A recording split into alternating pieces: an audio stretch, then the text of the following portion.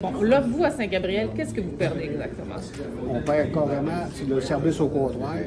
Tout ce qui est de service, conseil et compagnie, le guichet, la ferme, on ferme totalement la caisse.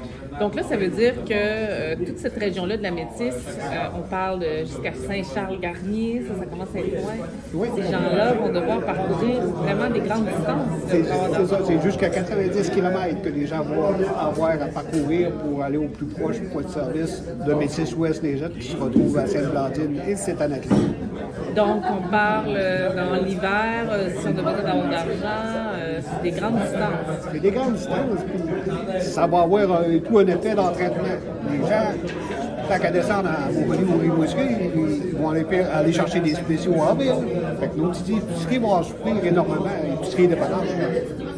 Et dites-moi, là, vous voulez comme quand même, la demeure, c'est un mouvement coopératif, il y a un conseil d'administration.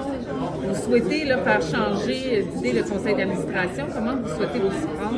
Oui, de par notre pétition, on nous dit que ça nous prend 1200 signatures pour faire changer, pour convoquer une assemblée extraordinaire. C'est dans ce sens-là que maintenant on avance avec les trois caisses, c'est-à-dire Luseville, Saint-Amiens, Saint-Riel, pour justement accumuler ces 1200 signatures-là, puis faire convoquer une séance extraordinaire aussi, justement, qu'on va parler de la fermeture ou pas de ces mosquées, puis la procédure aussi dans laquelle c'est adapté.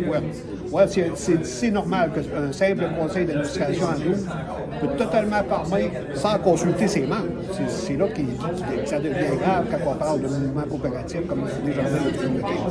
Donc, avec 1200 signatures, ce que vous comptez faire, c'est de pouvoir de convoquer une assemblée spéciale pour la caisse du conseil d'administration de Rimouski-Neigette. Oui, carrément sursoir à leur décision, puis de travailler ensemble à trouver des moyens aussi de pérenniser s'il y a des problèmes de pérennisation au niveau des activités de jardin, qui est ouvert à tout. Selon vous, c'est quoi la solution justement là, pour réussir à maintenir les services? Bien, maintenir les services, il ne faut pas que tu parles de tes membres pour commencer. Là, malheureusement, il y a déjà un effet sillon qui sont en train de créer avec ces fermetures-là de 30 des caisses au Québec. Est-ce que selon vous, c'est déficitaire de maintenir les services à Saint-Gabriel? Aucunement, c'est rentable, c'est rentable. Les chiffres nous le prouvent. Sauf que nous autres, pour Saint-Gabriel, j'ai même pas réussi à avoir un chiffre de fréquentation pour les caisses que j'ai. On nous a donné des mouvements, des statistiques provinciales, mais pas pour ma caisse. J'entends dans les Basques, on les a, ces statistiques-là. Donc, vous n'avez pas les statistiques qui vous permettent de dire, bon, la caisse de Saint-Gabriel, il y a tant de fréquentation, ensuite on a pris tant d'argent, vous n'êtes pas en mesure de savoir. Oui, sauf que moi, quand j'y vais, j'attends. Il y a du monde en avant de moi. Le besoin est là. Le besoin est là. Même si on a pris des heures d'ouverture, beaucoup des dernières années, le monde continue quand même à y aller au comptoir ou chez le